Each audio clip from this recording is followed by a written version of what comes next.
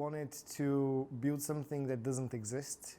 We wanted to make it very easy for charities to use and make it very accessible at the same time with people. At the same time, we wanted to deliver value to corporates.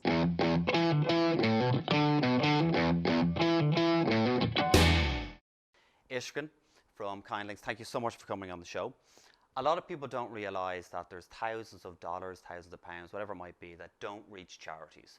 And the reason being is that donating platforms take a big percentage. You know, some can take up to 15%. But look, people don't realize what that percentage can be for. You know, they see 15% and they think it's high. But you're on, we want to talk to you. So why are you guys different? First and foremost, what you just said, we do not take any cut of the donation. Our company was built around helping charities and helping donors. That means we don't take and want to take at any point part of the donation. The idea of Kindlink started that we wanted to build a network that connects donors with their donation and showcases the donor what happens with their donation. I originally come from financial services, so the obvious thing to build for me was a payment system or a fundraising platform which allows the donors to see what happens with the donation. Since we wanted to help the charities but not take part of the donation from donors or charities, we decided to build a payment platform completely free of charge for charities. We only pass the bank fees. We don't take any cut of that. And after that, we give the charities on top of that, not only fundraising, but also a CRM system, gift aid processing, and now a marketplace that's coming on the market for us. Is it fair to say that a lot of corporates want to give back to charities, but maybe it's a bit difficult deciding where to put the focus?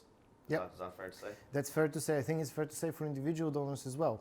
You don't have a united network which connects you with your favorite charity or your favorite cause, where you can go and search, and most importantly, where you can see what the charity is actually doing with your money. So this is our core focus. Corporates as well as individuals are looking for opportunities to give much more than they are currently. There is a number of schemes facilitating corporate giving as well as individual. You know about gift aid, 25% on top from taxes. You know probably about, you have heard of payroll giving. That is even more tax efficient way of giving. That is through your salary, through your payroll. So there is a number of ways corporates and individuals are stimulated, but there is no technology which unites and gives them the way to give in a nice environment, in a digital environment, that it makes it easy and interactive for the donors to give as well as receive feedback from the charity. So what made you want to put all this together? Was it because of the amount of money that wasn't actually getting to the charity in the end? It's personal, as any startup, I presume. For me, it was my realization that I don't donate to charities because I don't know what happens to the donation. So it was very my own prerequisite thinking, why am I not giving more? As you know, everyone knows, there is a trust thing when it comes to charity. You don't know who you can and can't give your money to and what percentage of it actually gets to people that need it. Yeah. So we wanted to open a black box, effectively. We firstly built a payment system. We built after that the project management system for the charities, a CRM that allows us to track a donation from a donor, donation, project with project updates, location, data about this project, and then to the end beneficiary. That's what Kindlink facilitates for charities. The second stage was when we opened for corporates, when we started building impact reporting, since we had the data from the very beginning. But after that, we saw that larger enterprises are looking for an all-in-one solution for volunteering, fundraising, match giving, payroll giving, environmental sustainability initiatives built into one place. And that's what we started building for them. Do you think a lot of the other charities have to take a cut because of inefficiencies in how they work and the technology behind it? Is that why they have to take a cut, or is it just a money-making thing for them? I think, and I presume this is shared, I hope that this is shared in the charity sector, that charity should take a cut because they have operational costs. It's just a matter of donors understanding how these operational costs work. The fact that you take 20% of the donation to run the charity is actually great because you are able to help so many people because of those 20%. There is a misperception in the non-profit sector. Charity is taking too big of a cut to buy office space or paper tower. It's not fair because they need to run their operations. And this perception needs to change. Now, there are platforms that take cuts for payment processing. They have operational costs. For me, it's just a simple choice of their business model. I have been working in financial services and payment processing for 6 years before that. And I have seen different business models that work. So you can do parts of the donation. Obviously, in that sector, it's a bit tricky and you're being scrutinized for it. But within the charity sector, you have to think of different business model, and that's what we did with our corporate proposition. So at any point, we don't take parts of the donation, and the corporate covers the fees. So when it comes to startups going through an incubator, you're in NatWest. Why is NatWest your chosen accelerator to go through?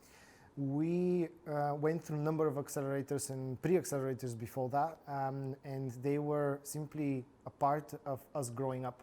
Initially, we were in a pre-accelerator, after that in a university accelerator, and then we were looking for a corporate accelerator, something that a company can connect us with connections, network, mentorship, coaching within the corporate environment. And NatWest was the obvious choice since they're a huge bank and they have a name behind it. In addition to that, they provide a lot of benefits, plus the office space and the environment we are in at Angel, their offices at Angel. We can organize events there. And of course, a huge thing for startups is they don't take equity.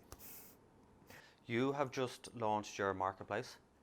How much work went in to launching that? Because I know it's only launched this week for you now, right? But how much work in the background went on? Because no one ever sees that. Tremendous amount for us. Yeah.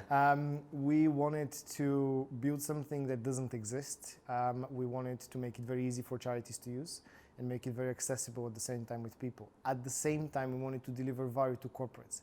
So the hardest thing from product perspective is to consider multiple stakeholders of a single product, which we have. We have corporates, SMEs looking for opportunities. We have individuals looking for their own thing and their causes they want to support. And then we have charities which need to manage their database, report on their impact, and post opportunities. So we have different stakeholders which need to interact with the same product. Yeah. And that makes the process extremely complicated. Took us about 3 months to conceptualize, to go through design, talk to our existing corporate users, talk to our donors and charities, and about a month and a half of hard work. Did it cost a lot? Did you need to raise money or anything like that? No, so we have an in-house team, and that's Okay. all covered within our in-house capabilities. So basically how it works is a charity needs 1,000 hours this month of help, whatever it might be, whether it's in schools or whatever it might be. They put up, we need 1,000 hours, and then people can go on, corporates and individuals can donate their time, not just their money. Is that kind of how the platform? That's correct, yes. Anything the charity needs to execute the project. So as a charity, your work, your salary, gives you the time to work for beneficiaries. And you might need office space for events, you might need office space to do your job, yeah. You might need furniture, computers, you might need money, volunteers is the most common that people need, might need grants. All of this is facilitated within the system. We didn't want to restrict it to volunteering, we wanted to open it as opportunities marketplace, so opportunities to give. So the charity posts anything they need and then the person can go and search, I actually have furniture, can I give furniture? Yes, you can, because there's 3 charities looking for furniture. Yeah. Well, it's handy because there's always things that people are throwing out. A lot of people don't want to spend money on getting a skip or whatever it might be. But there's things at least now you can go on and see. Is anyone looking for a couch, for argument's sake, before you're going to get rid of our it? old clothes, something that Yeah. we can donate directly, not go to the clothing bank if it's too far or too complicated for us. Yeah, it's an interesting one, and this is the UK at the moment. Actually, global. So Oh, we have US customers as well.